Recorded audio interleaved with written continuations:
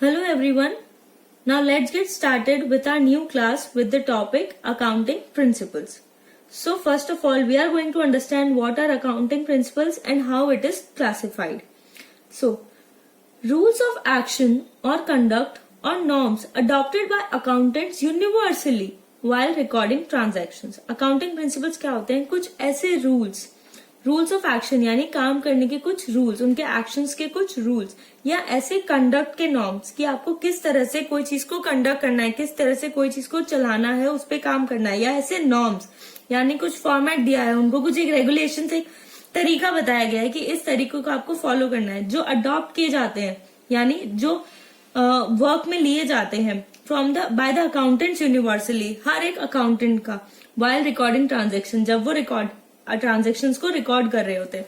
Like जो भी financial transactions होते हैं, जो इकोनॉमिक ट्रांजेक्शन्स होते हैं जिनको हमें रिकॉर्ड करना होता है, उनको रिकॉर्ड करने के लिए जो रूल्स या कुछ ऐसे कंडक्ट या कुछ ऐसे रूल्स रेगुलेशंस जो ऑल यूनिवर्सली एप्लीकेबल होते हैं, जो यूनिवर्सली अकाउंटेंट्स अडॉप्ट करते हैं, उनको हम क्या कहते हैं? Accounting principles.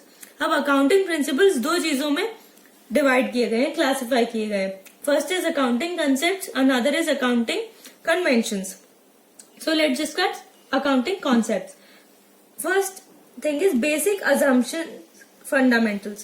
कुछ ये ऐसी चीजें हैं जो बेसिक assumptions है अकाउंटिंग करने के लिए, जो फंडामेंटल्स है किसी भी अकाउंटिंग को ऑपरेट करने के लिए, right. Next is generally accepted accounting rules. ये जनरली हर जगह एक्सेप्टेबल होते हैं, यानी बहुत बेसिक चीजें हैं. और एक बहुत जनरल, जैसे हमें इंग्लिश के लिए सबसे बेसिक क्या है? Like grammar, okay, alphabets. तो ऐसी ये कुछ चीजें हैं जो जनरली हर जगह एक्सेप्टेबल है और वो जनरली एक्सेप्टेबल अकाउंटिंग रूल्स है. Important to follow for better understanding of financial statements. अगर हमें फाइनेंशियल स्टेटमेंट्स को अच्छे से अंडरस्टैंड करना है तो अकाउंटिंग कॉन्सेप्ट्स को फॉलो करना बहुत जरूरी है.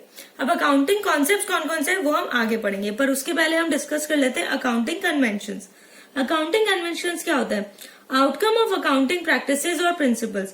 जब भी हम किसी भी ट्रांजैक्शन को, जो रॉ डेटा है हमारा, जो ट्रांजैक्शन है, जो इकोनॉमिक इवेंट हुआ है, जो फाइनेंशियल ट्रांजैक्शन है, उस पे जब हम अकाउंटिंग करते हैं, अकाउंटिंग प्रैक्टिसेस, हमारे फॉर्मूलाज, हमारे कंडक्ट जब लगाते हैं, राइट, तो जो आउटकम निकलता है वो क्या होता है? Accounting conventions. दीज में undergo a change for improvement and quality of accounting information. ये जो होते हैं ये फ्लेक्सिबल नहीं होते, ये फ्लेक्सिबल होते हैं, ये कभी भी चेंज किए जा सकते हैं. किसके लिए? ताकि इम्प्रूवमेंट हो किसमें? क्वालिटी ऑफ अकाउंटिंग इन्फॉर्मेशन में. मान लीजिए हम कोई एक पर्टिकुलर चीज को एक पर्टिकुलर वे में प्रेजेंट करते हैं, राइट. जैसे कोई एक फॉर्मूला है, उसे हम उसी तरीके से लिखेंगे ताकि वो उसी तरह से आगे, लेकिन बाद में जब कुछ सर्कमस्टांसेस चेंज होते हैं, बिजनेस एनवायरमेंट चेंज होता है, इनोवेशंस होते हैं, तो हमें पता लगता है कि नहीं, अगर हम इसमें कुछ चेंजेस लाएंगे तो ये काफी अच्छी तरीके से रिजल्ट देगा, जजमेंट में काफी अच्छा इसका इफेक्ट आएगा, ये बहुत सही तरीके से हमें अकाउंटिंग इन्फॉर्मेशन की हमारी क्वालिटी इंप्रूव होगी. तो जो अकाउंटिंग कन्वेंशंस होते हैं उनको हम चेंज भी कर सकते हैं by the period of time for improvement in the quality of accounting information. Now accounting principles are manmade. Of course ये बात है, जब अकाउंटिंग की पूरी मैनमेड है तो उसके प्रिंसिपल्स भी मैनमेड ही है. And flexible and generally accepted. Flexible क्यों है? फ्लेक्सिबल है कि इनोवेशंस के साथ जब टेक्नोलॉजी इंप्रूव होती है, जब डिफरेंट ट्रांजेक्शन आते हैं, जब चीजें वर्ल्ड वाइड जाती है, जब यूनिवर्सली कोई चीज हम एक्सेप्ट करना चाहते हैं तो उसमें काफी चेंजेस भी करने पड़ सकते हैं, तो वो फ्लेक्सिबिलिटी जरूरी है. एंड जनरली एक्सेप्टेड यानी यूनिवर्सली एक्सेप्टेबल होते हैं accounting principles. Now we have understood this three topics. Accounting principles are manmade, flexible and generally accepted. ये जो तीन चीजें हो गई, ये हो गई इसकी कैरेक्टरिस्टिक्स. अब हमें थोड़ा सा और लाइट देनी चाहिए जनरली एक्सेप्टेड पे, राइट. अकाउंटिंग प्रिंसिपल तीन क्राइटेरिया पे बेस्ड होते हैं. First is relevance, second is objectivity, third is feasibility. Now relevance. Relevance कैसे है? अगर कोई भी जो अकाउंटिंग इन्फॉर्मेशन है वो हमें यूजफुल होगी तो वो कैसे होगी? जब वो रिलेवेंट होगी, राइट. वो यूजर्स को अकाउंटिंग इन्फॉर्मेशन यूजफुल कैसे होगी? वो कैसे उस पर जजमेंट कर पाएंगे? अगर वो रिलायबल होगी तो ही वो उसके लिए आगे जजमेंट कर पाएंगे. अब ऑब्जेक्टिविटी. जो अकाउंटिंग प्रिंसिपल्स है वो किसी के भी पर्सनल बायस से इन्फ्लुएंस नहीं होते, यानी कोई पर्सनली अपनी इच्छा के हिसाब से उसे चेंज नहीं कर सकता, तो इसलिए वो एक ऑब्जेक्टिविटी है, राइट. वो एक पर्टिकुलर फॉर्मेट पे ही चलते हैं। तो इसलिए जो अकाउंटिंग इन्फॉर्मेशन बाद में प्रिपेयर होती है वो भी एकदम सही होती है, किसी के पर्सनल बायस से इन्फ्लुएंस नहीं होती है। Last is feasibility. जो अकाउंटिंग प्रिंसिपल्स होते हैं उनको अप्लाई करने के लिए कोई डिफरेंट कॉम्प्लेक्सिटी या कोई कॉस्ट या कुछ डिफरेंट और चीजें हमें अप्लाई नहीं करनी पड़ती है, सिंपल उनकी अंडरस्टैंडिंग से ही हम उनको अप्लाई कर सकते हैं। तो ये बहुत फीजिबल है हर एनवायरमेंट हर चीज में अप्लाई करने के। अब हमें इनकी जरूरत क्यों पड़ गई, अकाउंटिंग प्रिंसिपल्स की नेसेसिटी क्या है? अगर हमें मान लीजिए कुछ कंपैरिजन करना है हमारा, या फिर हमें यूनिवर्सली चीजों को अंडरस्टैंड करना है, तो अगर सब कुछ यूनिफॉर्म होगा यानी सबके पास सब कुछ सेम होगा, एक स्टैंडर्ड फॉर्मेट पे सब फॉलो करेंगे, तो ही आपकी अकाउंटिंग प्रिंसिपल किसी के जजमेंट के काम आ सकती है, तभी आप किसी के अकाउंटिंग इन्फॉर्मेशन को अच्छे से समझ सकते हो। अगर सबकी सेम हुई तो यहाँ सब एक पर्टिकुलर फॉर्मेट फॉलो कर रहे हैं तो okay, so for better judgment and better understanding of the accounting information there is very much necessity of accounting rules and principles. Now our topic is fundamental accounting assumptions or concepts. अभी हमें ये समझना बहुत जरूरी है कि ऐसे जो concepts है वो कौन कौन से हैं, right? Entity not following the concepts are required to disclose as it is presumed that all the entities follow the concepts also disclose the reasons. जो भी एंटिटीज होती हैं जो ये फॉलो नहीं कर रही होती है, ये अजम्पशंस ये कॉन्सेप्ट्स फॉलो नहीं कर रही होती है, उनको पर्टिकुलरली डिस्क्लोज करना होता है कि वो ये चीजें फॉलो क्यों नहीं कर रही है, राइट? क्योंकि ऐसा ऑलरेडी प्रिज्यूम्ड होता है, यानी ये सब पे एप्लीकेबल है, एक प्रिज्यूम्ड है कि कोई भी एंटिटी जो है वो ये चीजें फॉलो, ये जो अजम्पशंस है ये जो कॉन्सेप्ट है वो ये चीज फॉलो कर रही है। अब हम ये देख लेते हैं कि अजम्पशंस कौन कौन से। First is going concern assumption, यानी going concern business shall continue for a foreseeable future, no intention to close or scale down operation significantly, not be dissolved in immediate future unless clear evidence. अब हमें देखना है going concern. Going concern एक बहुत layman language में समझे तो जो चलता जाए, राइट? तो ये बहुत एक प्रिज्यूम्ड है, ये सब समझते हैं बिजनेस जो है वो एक फोर्सिबल फ्यूचर में चलेगा, ये एक ऑलरेडी अज्यूम्ड है, इसमें ये एक अजम्पशन है जो सब कोई मना लेते हैं। अगर ऐसा नहीं है, आपका बिजनेस आपको लग रहा है कि वो आगे फ्यूचर में जल्दी से क्लोज हो जाएगा या ज्यादा नहीं चलेगा, तो आपको इसके लिए स्पेसिफिक नोट्स देने होते हैं, राइट?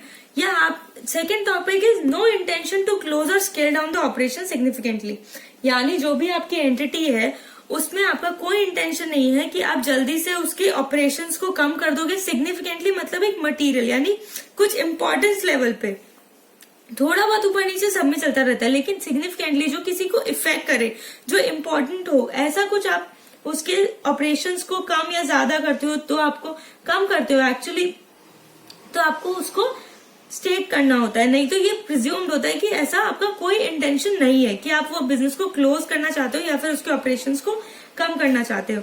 और the third point is not to be dissolved in immediate future, यानी इमीडिएट फ्यूचर यानी 1-2 साल या बहुत कम टाइम के अंदर आप उसको डिसॉल्व नहीं कर रहे अपने बिजनेस को, या ऐसा कोई आपके पास एविडेंस नहीं है, यानी ऐसे कोई सर्कमस्टांसेस नहीं बने हैं जिससे आपको ये पता चले कि हम हो सकता है हमारा बिजनेस आगे ज्यादा नहीं चलेगा और वो खत्म हो जाएगा। तो ये तीनों चीजें अगर फॉलो हो रही है तो वो आपका गोइंग कंसर्न अजम्पशन कहलाता है। Next is consistency assumption. Now let's read it first. The accounting practices once adopted should be applied consistently year after year. Second point is easy to compare with other entity and previous years. Useful as alternative practices are equally acceptable. Now, हमें ये समझना है consistency. Consistency मतलब जो एक जैसा चलता रहे, जो स्टेबल चलता रहे, यानी जो भी आपने अकाउंटिंग प्रैक्टिसेस फर्स्ट ईयर में फॉलो की है, ये एक बहुत अज्यूम्ड है, प्रिज्यूम्ड है ये चीज आपके साथ कि वो ही आप आगे फ्यूचर में फॉलो कर रहे हैं, वो सेम पॉलिसीज ही आप, वो सेम प्रैक्टिसेस ही आप अडॉप्ट कर रहे हैं अपने आगे फ्यूचर में। नेक्स्ट इज ये किस काम आ सकते हैं, जो कंसिस्टेंसी अजम्पशन है ये काम आ सकता है आपको कंपैरिजन के लिए। किसका कंपैरिजन?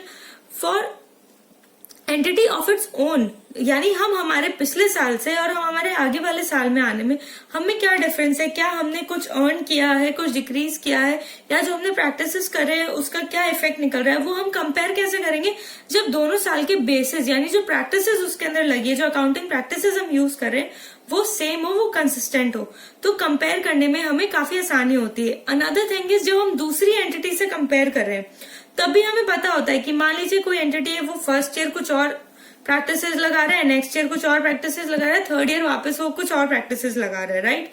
तो जब हमें पता नहीं होगा कि उसने वो प्रैक्टिसेस चेंज करी है तब हम कंपैरिजन कैसे करेंगे, हम सोचेंगे कि नहीं वो फर्स्ट ईयर वाली ही फॉलो कर रहा है, लेकिन सेकंड ईयर उसने चेंज कर दी पर कोई डिस्क्लोज नहीं किया।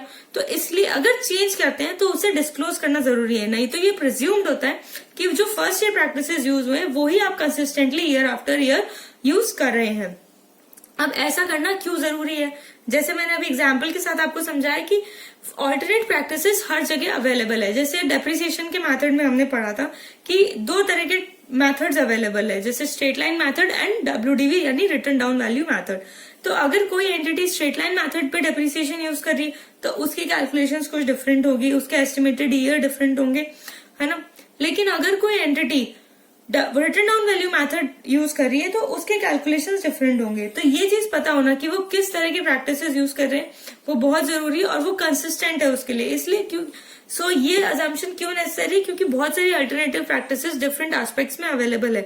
तो जो एक बार आपने चूज कर ली है प्रैक्टिस को अप्लाई करना, वो ही आप कंटिन्यूसली अप्लाई करें तो ही बेटर होता है for better understanding of accounting information. Now it can be changed if law or AS required so. More meaningful presentation should disclose change, show impact on profit and loss. अब ये जो consistently हम एक practice apply कर रहे हैं वो हम चेंज कब कर सकते हैं। फर्स्ट थिंग, अगर कोई लॉ ऐसा आ जाए या कोई अकाउंटिंग स्टैंडर्ड ऐसे रिक्वायर कर रहा है कि हमें पर्टिकुलर प्रैक्टिस ही अप्लाई करनी है तो हम वो उसको चेंज कर सकते हैं। या अगर हम सोचते हैं कि जो हमारी एंटिटी है उसके फॉर्मेट के हिसाब से जो हमने प्रैक्टिस अप्लाई करी है वो प्रॉपरली फिट नहीं हो रही है, उससे हमें प्रॉपर इंफॉर्मेशन नहीं मिल रही है, ज्यादा मीनिंगफुल नहीं हमारे लिए वो साबित हो रही है, तो हम उसको चेंज करेंगे ताकि जो नेक्स्ट प्रैक्टिस हम अप्लाई करें वो हमारे लिए मोर मीनिंगफुल प्रूव हो।